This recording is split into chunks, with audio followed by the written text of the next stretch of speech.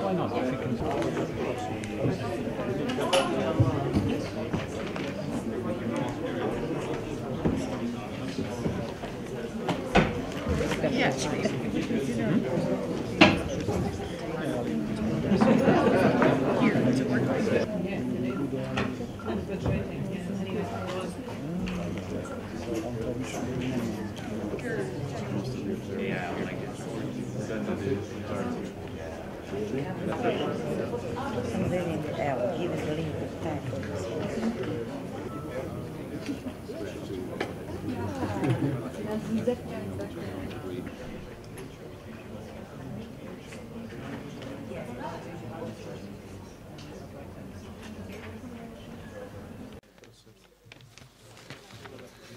Okay, thank you very much.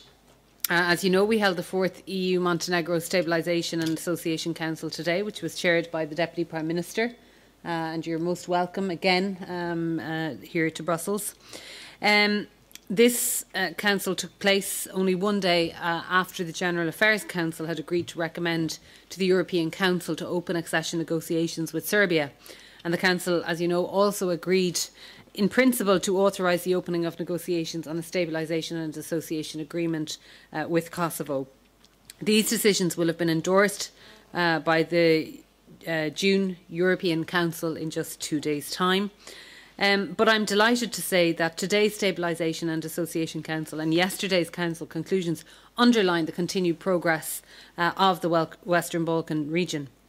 Today we reviewed the state of the country's preparations for accession and welcomed the overall progress of the accession negotiations to date. The EU wants to see Montenegro progress at a steady pace, but of course, as the Deputy Prime Minister also acknowledged today, there is a clear need for further reforms, particularly in the field of rule of law, where we stressed again the importance of the fight against organised crime and corruption and the need to establish a solid track record. Another essential reform is the completion of the constitutional reform to make sure the judiciary is fully independent and accountable. I know that the Montenegrin government recognises that these are a top priority. We welcomed the decisions taken by the Montenegrin authorities to follow up Parliament on the audio recording affair. The SA Council also commended Montenegro for its strong commitment to regional cooperation and its constructive role in maintaining regional stability. And we took this opportunity to express our great appreciation for that leadership role in the region. Montenegro's achievements so far have increased our expectations. I'm extremely confident, especially after our discussions today, which were very constructive and very fruitful, that Montenegro can respond positively and deliver the necessary reforms. So I'm glad that we have managed to make this progress in recent months. I'm glad that the Irish presidency could be associated with this excellent work, both on the part of Montenegro and indeed on the part of Commissioner Fula. It's been a pleasure for me as Minister for European Affairs to work closely with my colleagues from the Montenegrin side.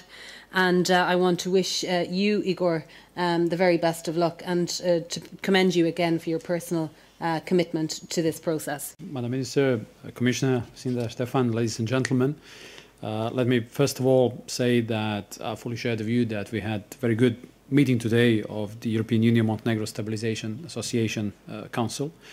We took the opportunity to exchange opinions on important issues related to the integration process of Montenegro. Let me point out that the screening process after the opening of the accession talks launched last year is going to be completed as planned. Tomorrow we have the last bilateral meeting, and so far 2 negotiating chapters have been opened and provisionally closed. added value of our negotiating structure is participation of representatives of the civil society in all of the working groups. In line with the new approach, and for the chapters on judiciary and fundamental rights and justice, freedom and security to be open, we are now finalizing the process of adoption of the action plans for those two chapters with a view of opening these two chapters by the end of this year. That remains our priority, and it is where the most of the commitment is now within the government. Let me also stress the importance of recently held presidential election, and according to the OSCE conclusions, election was held in a transparent and compliant with international standards way. However, Parliament has continued to improve the efficiency of its work, including the planning of legislative and supervisory activities in relation to the recent decision to set up the task force, the working group, to revisit legislation that has to do with the elections process. And also Parliament, since recently, has been conducting parliamentary investigation into the alleged election irregularities. In addition to that, and very much in addition to the opening of the chapters 23 and 24, since the Venice Commission provided its opinion on draft amendments on the Constitution to the Constitution of Montenegro, Parliament of Montenegro has taken further activities in order to reach the constitutional amendments. We are fully aware that it is a necessary benchmark, and therefore all the sides in Parliament have recently pledged commitment to work and pass constitutional amendments by the end of this sitting, that is 31st of July, so next month. Let me also say that economy-wise, Montenegro has managed to preserve macroeconomic stability. The main fiscal goals for the next midterm period are reflected in the growth of budget revenues through the reduction of the grey economy and intensified collection of tax claims, decrease in the budgetary expenses, decrease in the budget deficit, achieving of the midterm balance of the budget, maintenance of the capital budget at a stable level, and abolishment of issuing of guarantees except for infrastructural projects, as well as of creation of fiscal reserves. Recently, the government has made additional efforts regarding fiscal consolidation. It revisited VAT legislation, and as of the 1st of July, higher VAT rate will be implemented. It has been moved from 17 to 19%. Also, sustained efforts have been invested into the resolution of the loss-making aluminium smelter, and along with that, further activities to attract investments remain government's priority in the field of economic policy. Finally, Montenegro welcomes and fully supports the European Union's position that each country's progress towards the European Union depends on its individual efforts to comply with the membership criteria and the fulfillment of obligations arising from the Stabilization Association Agreement.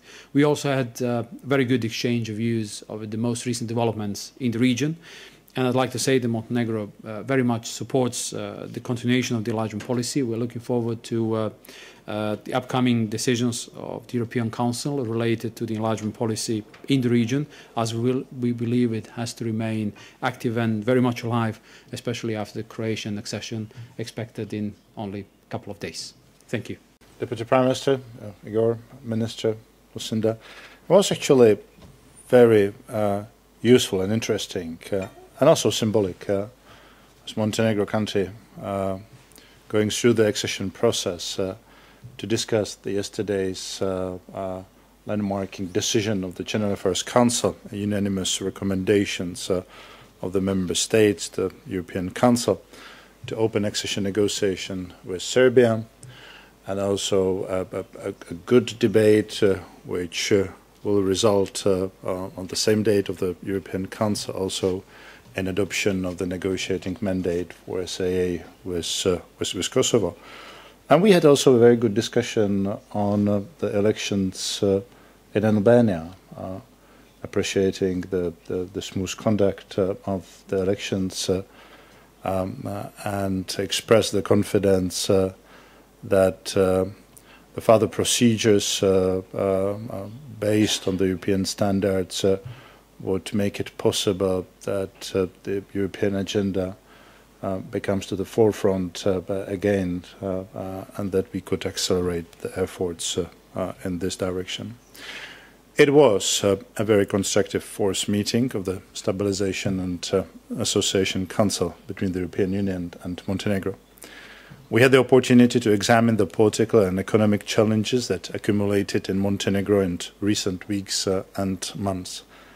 The European Union made clear that progress on these issues, the constitutional amendments, the investigation of the audio recordings affairs, the follow-up to the OSCE recommendations following presidential elections, will be important determining factor for the future progress in the accession negotiations. 1 year after their opening, we are now in a full swing in the accession negotiations. Two negotiating chapters have already been opened and provisionally closed, and we are discussing a substantial number of screening reports with the member states. The Commission is actively helping Montenegro in this process. We expect the Montenegrin authorities to show the necessary political will to overcome the challenges and rise to the expectations attached by the European Union to a country negotiating its accession to the European Union.